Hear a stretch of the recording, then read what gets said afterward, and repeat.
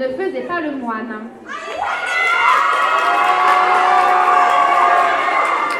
Est-ce que quelqu'un ici pourrait m'expliquer pourquoi l'être humain a la fâcheuse tendance de tout classer?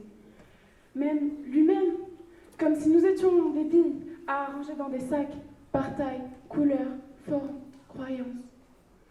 Je me tiens aujourd'hui devant vous afin de défendre le droit à l'égalité en France, bafoué à cause des stéréotypes. Ce droit énoncé dans l'article 1er de la Déclaration des droits de l'homme de France, les hommes naissent libres et égaux, naissent et demeurent libres et égaux en droit. Ou encore dans la devise de la France, connue de tous, liberté, égalité, fraternité. Elle est connue de tous, certes, mais est-elle respectée de tous? D'après un récent sondage effectué par Le Monde, 45% des personnes interrogées pensent que l'islam est une menace pour la France.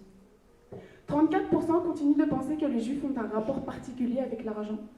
Et 37% jugent que l'immigration est la principale cause de l'insécurité en France. Mais je vous vois venir, vous et votre question qui me dit « Mais quel rapport avec l'égalité ?» Eh bien, imaginez que ces statistiques représentent les façons de penser des patrons, des professeurs, des députés, des juges, des avocats.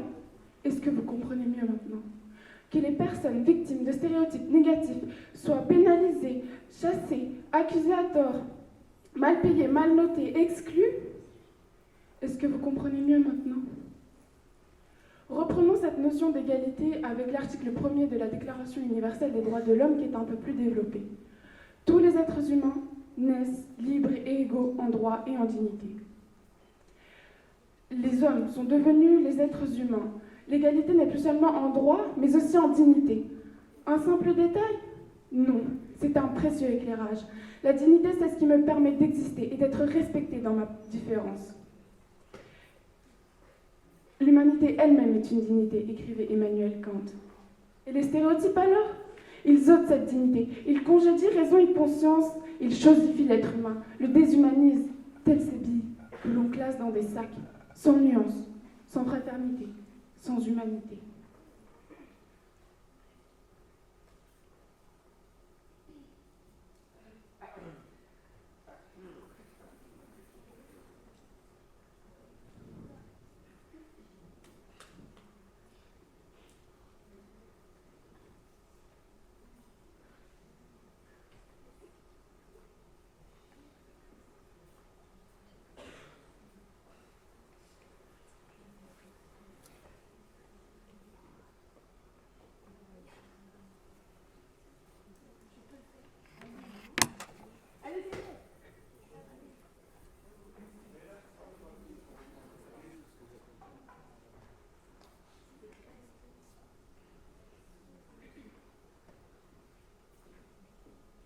Et je n'ai parlé que des stéréotypes négatifs, car si nous prenons le temps d'y penser, nous vivons dans les clichés, les bons et les mauvais. Nous vivons dans les clichés à tel point qu'ils en deviennent banalisés.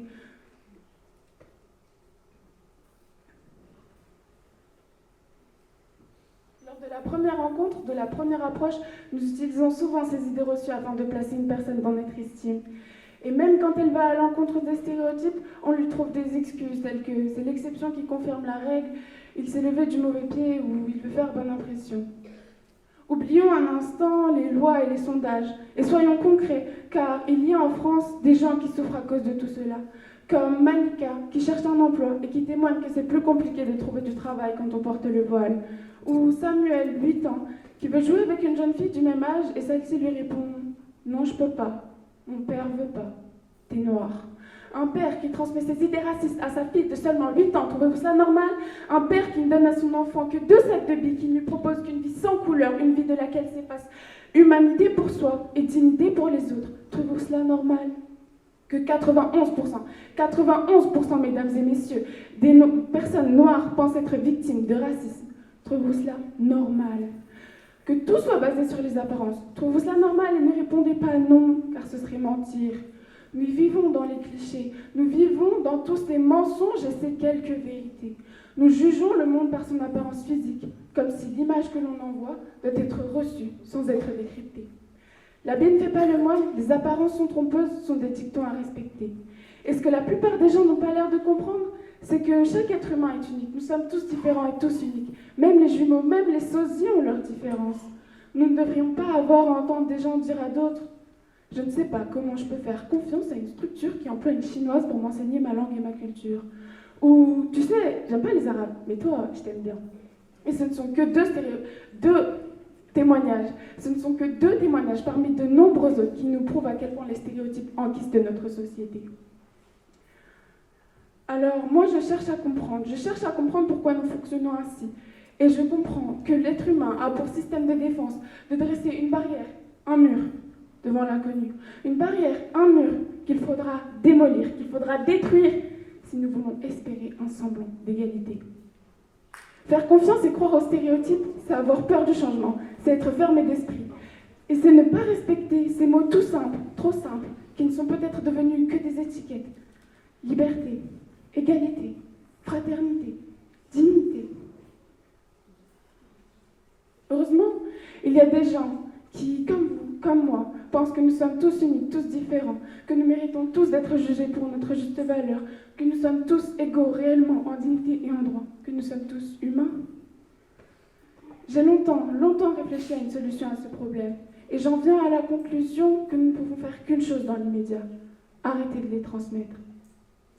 Une petite chose qui changera la vie, l'avenir de milliers, de millions de personnes.